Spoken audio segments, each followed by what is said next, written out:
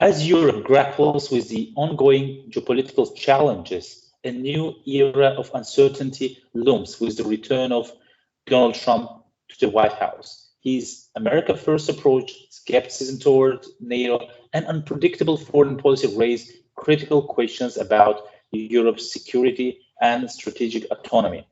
Amid economic pressures, rising populism, and shifting alliances, the EU and some EU member countries, such as France, should rethink their role on the global stage. Will Europe step up to fill the leadership void, or will the divisions deepen in the face of growing instability? My name is Rusif Huseynov, and welcome to the new episode of Toptalk. Today, my guest is Mr. Denys Kolesnyk, analyst and consultant based in Paris, France. He specializes in security and defense issues in Central and Eastern Europe, including Poland, Ukraine, and Russia. In particular, he focuses on information warfare and influence. Hello, Denys, and thank you for accepting our invitation. Hello, and thank you for this presentation. Denys, I already made this short introduction, and you have an idea about our topic. What is, since you are based in France, what is the general mood in Paris about Trump's comeback to the White House? How will it have an impact on the US-Europe relations and the EU security? Because there have been statements. We also saw the meeting between Macron and Trump. So summarizing what we have been observing in the past few weeks, what is your take of the situation? No, first of all, not only I am based in Paris, but I am French. So let's put this clear. There was actually a lot of noise, and I qualify it as just different declarations as a noise that are not really followed as of today by the actions. And I'm talking about the US presidency, actually. And there were different declarations that were even contradictory. So at this point, it is quite difficult to figure out whether it is about the policy shifts. I'm not talking about the Russia-Ukraine conflict, but talking more about the European Union. And at this point, we are not really sure whether we are talking about a real policy shift coming from the Washington, D.C., or it's only about the diplomatic game that is quite interestingly played out by Trump administration. As for the perception of those statements and those moves from Washington, I can say that they were not well perceived in Paris. Different declarations were made by the President of the Republic, Emmanuel Macron, by the Minister of Foreign Affairs, Barrot, saying that, and especially actually regarding the Russo-Ukrainian conflict, that the United States cannot simply sideline us, European Union and Ukraine, and deal with Russia one-on-one, face to face, because this conflict is happening in Europe, and it is affecting Europe first of all, not the United States. And there were a lot of discontent from different expert circles. There were also declarations and discussions that took those declarations with caution. At the same time, speaking of the official position of Paris, so the official position is that any negotiations on Russo-Ukrainian war cannot take place without Europe and without Ukraine, and that it cannot be done by just forcing Ukraine to accept a ceasefire or a peace without taking into account Ukraine's interests and Europe's interests. And here we talk about respecting the international law, respecting Ukraine's borders, etc., etc. So this is one point. And the second point is that you remember maybe 4 or 5 years ago already, Emmanuel Macron has already said, and he was highly criticized by his Central Eastern European peers and colleagues, that he said that NATO was brain dead. And right now this discussion is coming back, whether NATO is brain dead. In other words, the Trump's declarations, they have sparked renewed discussions about the growing importance of the European Union and European security and defense that should be somehow less dependent on the United States. And those discussions are taking place and have already taken place in Paris, and are also taking place in parallel on different platforms. So that's more or less how we can summarize the perception of Trump's declarations. Well, thank you very much, Denys, for explaining us in a nutshell the general mood in Paris. And I think some other European capitals also have a similar experience or rhetoric about Trump's foreign policy. But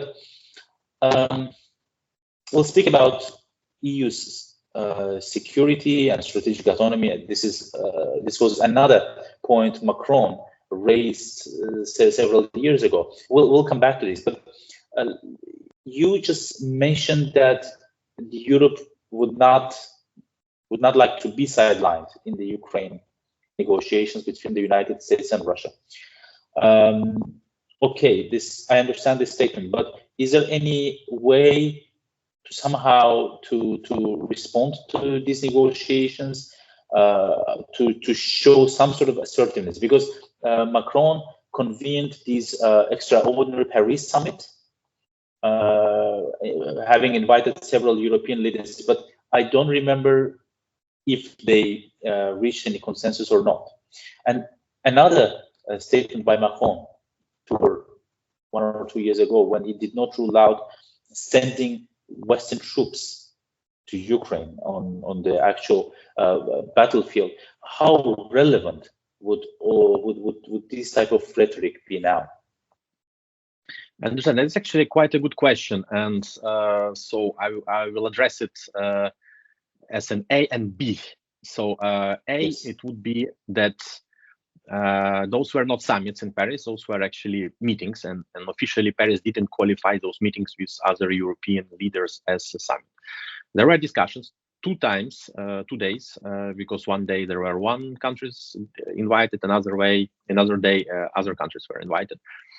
And for obvious reasons, the discussions took place regarding the Trump's declarations and possible shifts of the United States policy, and as well regarding the issue actually, how can we guarantee the lasting peace in Ukraine?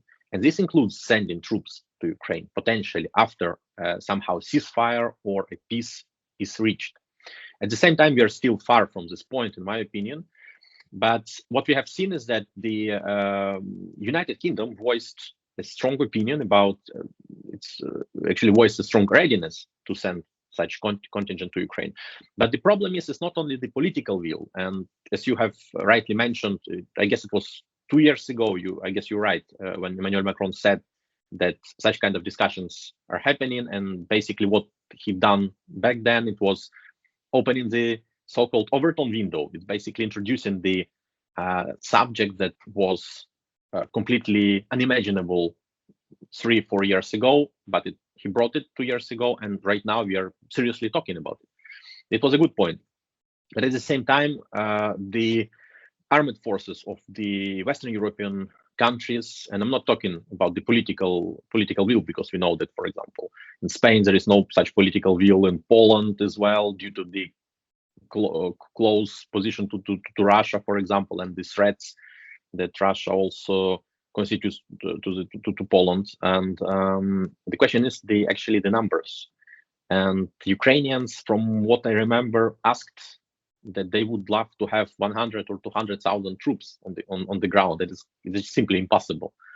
And then we were talking mostly about maybe 30,000, but even 30,000 is quite difficult number, because France alone, that has one of the strongest, if not the strongest, armed forces as of today in the European Union, may potentially talk about 3,000 to 5,000 personnel. It's one brigade, that's it. And we will have difficulties actually to find those people, because our land forces are roughly 80,000, 70,000 people, something like this. And with 30,000 people constantly engaged on other theaters. So it would be quite difficult for us to find this kind of troops. So this is point A. And point B, what kind of actions can we do in order to reintroduce Europe into those negotiations? Now, first of all, I don't believe what we are observing right now, those are negotiations. Even if we read some Russian insights, not the official lines, but some Russian insights, we can read that even the Russians, they don't believe, some of the Russians don't believe that what we are seeing right now, those are real negotiations. I would say it's a kind of a mise en scène, as we say in France. It's basically the preparation of the ground for potential negotiations. It's testing of the ground, and Trump is testing the grounds in Europe, in Russia, in Ukraine, and on other theaters. And you've seen the different, by the way, declarations and shifts in those declarations regarding Ukraine, for example, and Ukraine's President Zelensky. So what I'm saying is that Emmanuel Macron, together with United Kingdom Prime Minister, they went to Washington, and they had the discussion with Trump, and it was good. Why did they went there? Did they go there? It's because they wanted to. There were some opinions that they wanted to convince him to play differently, but in my opinion, it wasn't about this, because it's not possible to convince him. The idea was to try to understand what was on Trump's mind. And I guess after this meeting, Trump and his colleague Keir Starmer, they had some insights and some ideas of what Trump may be planning. Not fully, but still, at least an idea, a vague idea. And the discussions about how can Europe help Ukraine, and you've seen that there were also declarations about the increasing of budgets for Ukraine's armed forces. I mean, the European Union help to Ukraine and to Ukraine's economy. It's also a way to respond to this, so to show that Europe is serious. And in my opinion, only by showing that we are serious about it and we want to participate seriously in it, can bring us back to the future negotiations. In any ways, I don't believe that any negotiations will take place only between the United States and Russia. Europe will be obviously included. But what Europe? It's different, because when we say Europe, we imagine this whole bloc. But Europe is not homogeneous. It is a block of different countries. So if this answers to your question. Yeah, thank you so much for this comprehensive answer, Denys. You earlier recalled Macron's infamous "NATO is brain dead" statement. Now we can see the gradual maybe demise of NATO. If NATO we used to know is indeed dead, what is now? Long live what? Do you think the European countries, especially the leading nations, can somehow influence the security dynamics, provide an alternative security umbrella, and finally achieve strategic autonomy? Is there any potential for this? And how long will it take? It is also quite interesting, but quite difficult question. Because yet again, it takes different countries to agree on something in common, and it's quite difficult when we speak about security and defense. But I would say this. First of all, I'm a proponent of the idea of smaller, more agile, and more serious alliances, more quicker alliances, if you want. So, in my opinion, this kind of a coalition of will or a smaller alliances, this is the future. But as of today, we have NATO and the European Union. NATO has the famous Article 5, but if we read the Article 5, what it says, it doesn't say that every country should send the troops on the ground, should send the weapons and then soldiers to fight. No, it doesn't say this. If we read the Article 42.7 of the Treaty of the European Union, it also the clause of mutual defense. So it also is not so direct, and the statements and then actually the wording of those articles is more vague than we would like to see. The problem is a common, and having said this, also it is important to note that the Article 5 has been tested only once, when United States activated it against Taliban in Afghanistan. And Taliban in Afghanistan, it wasn't a huge nuclear power as Russia is, for example, even though we can still debate about Russian conventional capabilities, but it remains a nuclear state. So what I'm saying here is that, and by the way, it's important to add that Friedrich Merz, who was candidate when he issued that statement on the German elections, his party won the elections actually. But just prior to this, like maybe a few days, he said that he would like to see some kind of a European Union nuclear deterrent to emerge. But yet again, it's quite difficult because, as you know, in European Union right now, since the United Kingdom left the Union, we only have France, who has around 290 nuclear warheads. And it's the only country that has actually this nuclear capability. But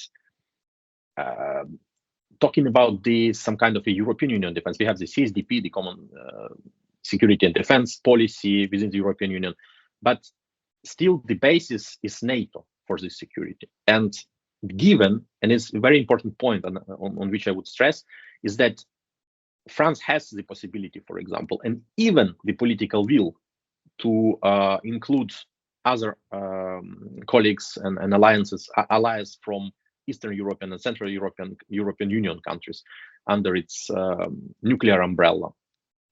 But problem is that there is a lack of, I would say, trust that exists in Central Eastern European countries regarding Paris. And this lack of trust was created by this willingness from our leadership, from Emmanuel Macron, to listen to Putin. You remember before the war, for example, he was also always the proponent of we have to listen to Russia, we have to listen to Putin, etc.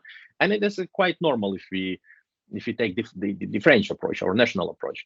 But those kind of movements and actions were always seen as with a mistrust from Poland, from Estonia, for example, from those countries who have immediate Russian border. So what I'm saying here is that talking about the common European Union security framework that may potentially replace NATO, it's a very good idea. But for me, as of today, it's quite difficult to imagine how all of the European Union countries would agree on this. And for obvious reasons, France would be leader here. But is it in Germans' interests that France becomes military and political leader in Europe? Obviously not. So I'm still, as you say in France, partagé on this question. So I'm not sure whether it's possible. As of today, the belief is that the Article 5 is the best guarantee. What we can do is, from working from Paris, we can improve trust in our words.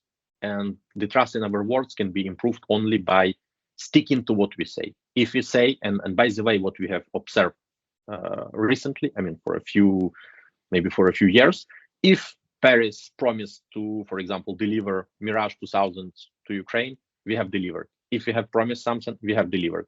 And this should increase our credibility in the eyes of our Central and Eastern European peers. But still, we are quite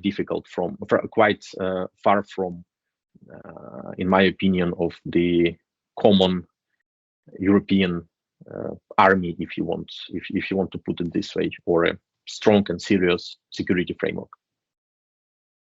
Well, thank you very much, Denys, for this interesting conversation and your insights. Dear friends, it was Denys Kolesnyk, a French security analyst from Paris. Thank you for watching us. Thank you.